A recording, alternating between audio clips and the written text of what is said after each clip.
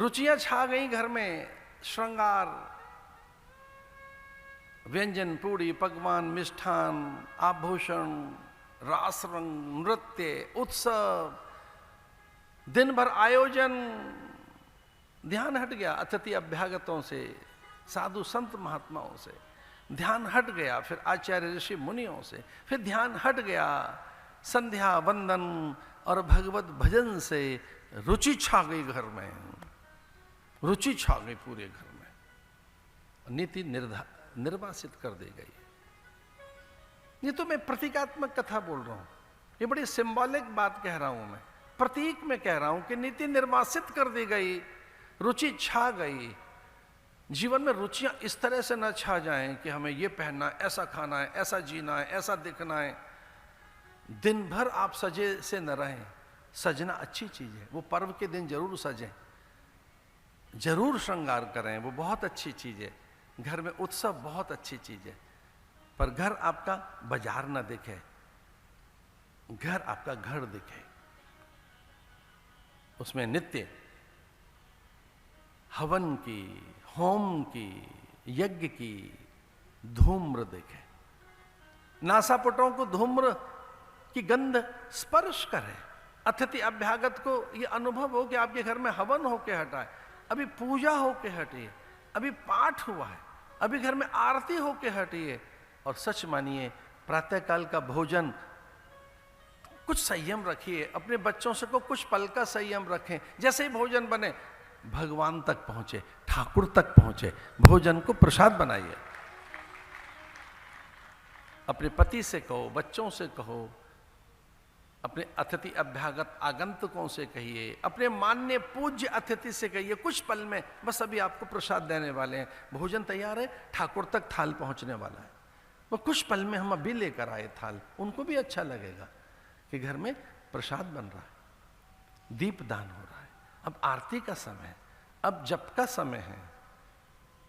कुछ घर में अष्टायम सेवा न भी हो तो कुछ सेवाओं को लाइए, बहाने से घर में संतों को बुलाइए, आग्रह करो कि संत आपके घर में आए, उन्हें विनय कीजिए, उन्हें प्रणाम करके कि हमारे घर में चरण तो डालो। आप आएंगे तो तीर्थ आएगा, आप आएंगे तो चारों धाम आएंगे, आप आएंगे तो 68 तीर्थों की सुचिता आएगी। क्योंकि सन्यासी के आने से देव हर्षित होते हैं और पितरों को फिर भले ही न जिमाएं, पितृ तृप्त हो जाते हैं। ऐसा ये नारद पारिव्राजक उपनिषद में लिखा है कि एक बार ब्रह्मज्ञानी आपके घर चला है, साधु आपके घर में प्रणामणी कर दे, पगला कर दे, घूम फिर जाए, चक्कर लगा जाए, या यूं ही घर में एक बार भ्रमण कर जाए, तो पितृ तृप्त हो जाते हैं। पितृ ऐसा करो तो सही, घर को सजाओ तो सही। नीति निर्वासित हो गई, रुचि छा गई, और नीति का पुत्र भी ध्रुव जंगल में है। पुत्र जब अधिकार मांगने आया तो माता ने, विमाता सुरुचि ने उसे भगा दिया कि अगर राजा की गोद में बैठना है तो यम के द्वार जा, यम को प्रसन्न कर। यम जब प्रसन्न हो तो उससे मृत्यु मांग, तेरा मरण हो और फिर से मेरी कोख से जन्म हो, तब तू पिता की गोद का अधिकारी बनेगा। तेरी माता पर राज्य अभियोग चल रहा है, राजद्रोह चल रहा है। तेरी मां के कारण पिता असहज रहते थे, उन्हें कभी उत्सव नहीं दिखा। तेरी मां उन्हें उत्सव नहीं दे सकी, पुत्र का सुख नहीं दे सकी। छोटा सा बालक आहत होकर महलों से लौटकर आया था, अपनी विमाता से अपमानित होकर। धक्का दे दिया था, बालक को, गिर पड़ा था, हथेली छिल गई, ओठ से रक्त बह रहा था, आभूषण सारे छीन लिए गए थे उसके। सुनीति के पास लौटकर बालक आया था, यद्यपि उसका अधिकार तो था, ज्येष्ठ पुत्र, पिता कुछ कह नहीं पाए। कुलगुरु, राजगुरु, धर्मगुरु, श्रेष्ठी, सामंत, साहूकार, उच्च पदस्थ समूचे अधिकारीगण, उनमें वो महारथी रहे हों, सेनापति रहे हों, अमात्य रहे हों, सब मौन थे। सुरुचि का कोप इतना भयानक था, उसका कोप भाजन कैसे बने? अगर वो क्रोधित हो गई तो हमारे अधिकार छीन लेगी। इतना आतंक सुरुचि का। उसकी पूरी आसक्ति का केंद्र उसका पुत्र था जिसका नाम उत्तम था। बढ़िया से बढ़िया मेरा बेटा रहे, मेरा लाडला रहे, ये रहे, बस यही रहे। जो आंखें नहीं खोल पाते उन्हें केवल अपनी संतान ही दिखती हैं, अपने आप को ही देख पाते हैं। जो बहुत सेल्फिश होते हैं, सेल्फ सेंट्रिक जो लोग होते हैं, सेल्फ सेंटर्ड जो लोग होते हैं, जो स्वार्थी होते हैं, उन्हें कुछ नहीं दिखता। वो या तो अपने को देख पाते हैं या ज्यादा से ज्यादा अपनी पत्नी दिख गई या अपना पति और बच्चे, और बस बस और बस, उन्हें कुछ नहीं दिखता। उनके पास आंखें ही नहीं होती, वो कुछ देख ही नहीं पाते। उन्हें इतना ही दिखता है कि मैं और मेरा पति या मेरी पत्नी, मैं और मैं हूं, हाँ और मैं ही हूं, और लो मेरे बच्चे भी हैं एक दो, और बस दीवारें पुती हुई हैं पूरे भारत की, देखी थी हमने, हम दो और हमारे दो। भैया मुझे क्षमा कीजिए, हम दो और हमारे 4, 8, 10 होने चाहिए, इससे कम मत करना।